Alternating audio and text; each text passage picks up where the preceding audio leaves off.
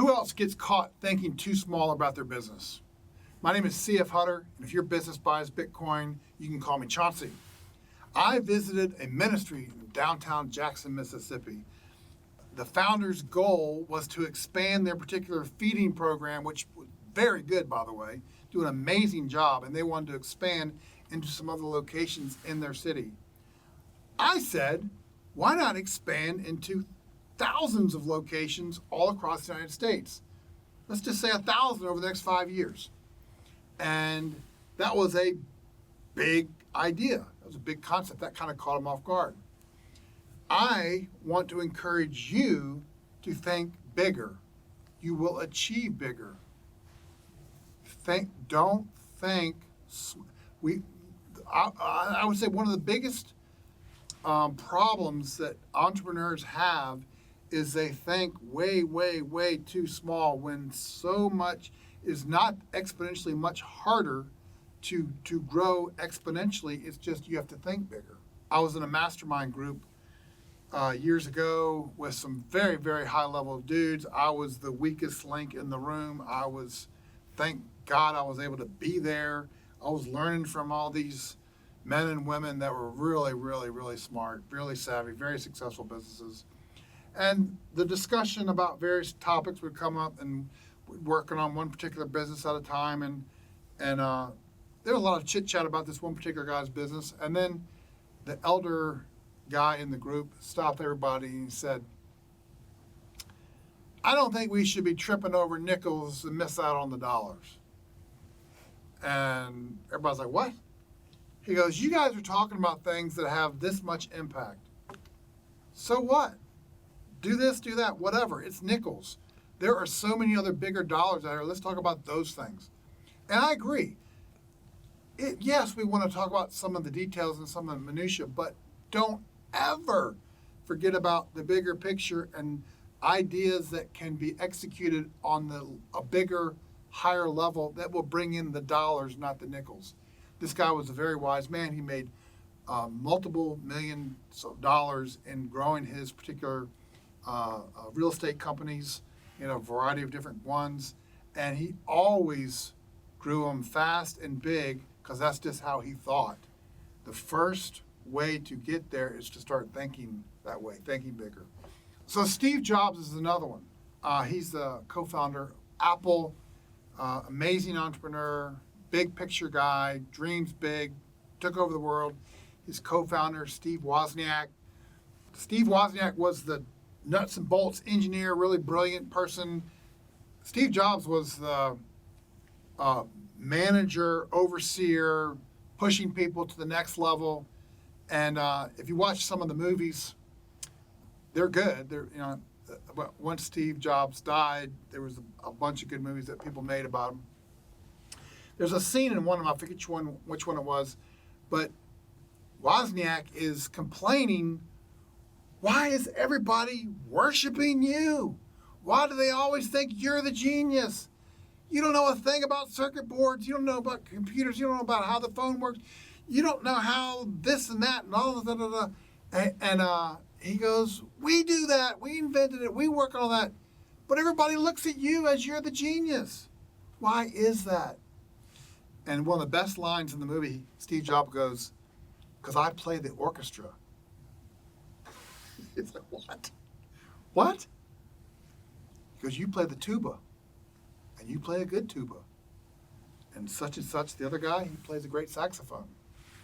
And such, they do percussion really well. I'm the orchestra leader. Okay, I play the orchestra. Somebody has to be in charge and make sure everybody's doing their part. So that's a great illustration of how businesses and business owners, too many times entrepreneurs are in the weeds, doing the deal, trying to make sure this is work, trying to make sure that, and they've got responsibilities to make sure this and this and this happens so the sale is made or the delivery of the service is made or whatever it is.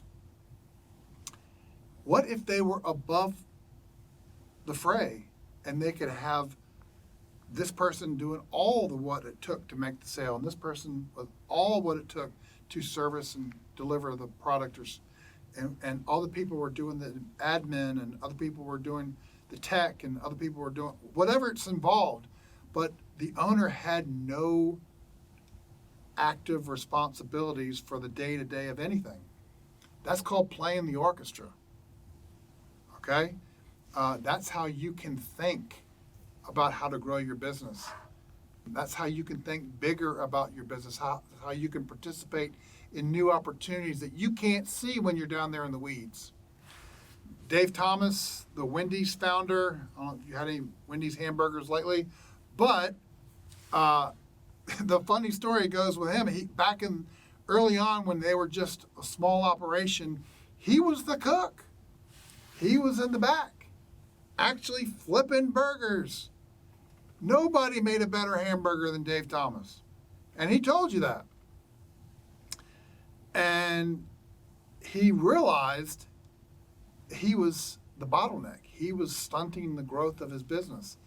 He could not do what was required to grow this hamburger and eventually franchise if he was going to stay in the back as the cook and flip the burgers. He would tell you, nobody makes a better hamburger than me. But I'm going to have to get out of the kitchen and have somebody make a hamburger 90% as good as me, or 80% or 85% as good as me. And we're going to have to be okay with that, because we will never expand if I'm making it 100% best. We're never, ever going to be able to go to the next level. Is 80, 85, 90% hamburger good enough? Absolutely. It's a hamburger.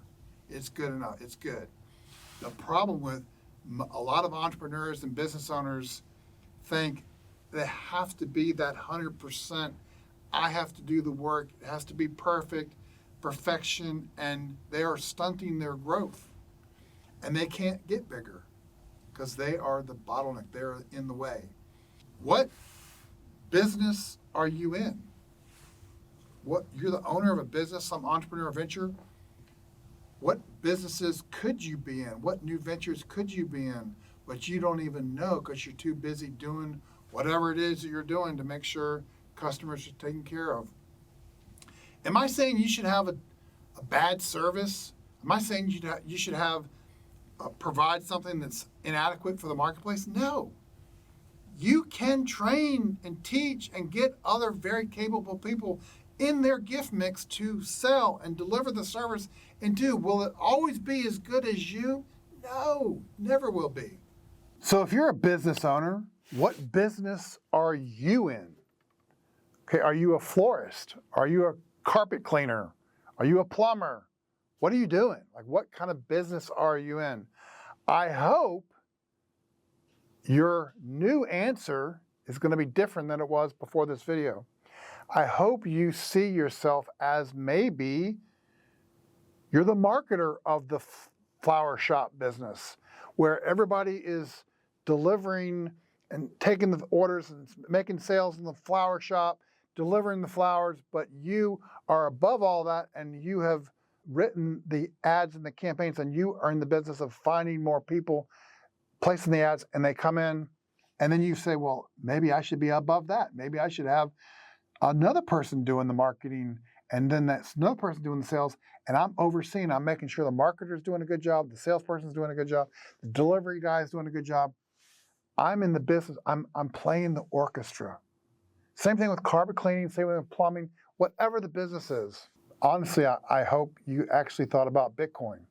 I want to submit to you, if you're thinking about Bitcoin in your business and how you could be in the Bitcoin business. You could be in the Bitcoin business. This is easy for the owner to do, to make sure that there's more cash flow coming in each day, each week, and you take some percentage that you're happy with, pull it out, and invest in Bitcoin. Your business invests in Bitcoin. And as that Bitcoin grows passively, will grow. Your business will be more valuable and more valuable and more valuable. And all you're doing is making sure that this very high exponential growing asset that's going to make you wealthy more and more of that gets put into your business while everybody else is running the business. Getting customers, delivering products, making sure sales, making sure customers are happy. That can be your new business. That's the Bitcoin business. And more and more and more, this is the way of the future. More and more people that run businesses, run entrepreneurial ventures, they are seeing the light and they're seeing that Bitcoin is the way to go. And so they, as the owner, are taking their time to acquire, self-custody, put it away in the business, and now they are off to the races. I hope that helps. I hope that works for you. As always, I like to say it is Bitcoin time.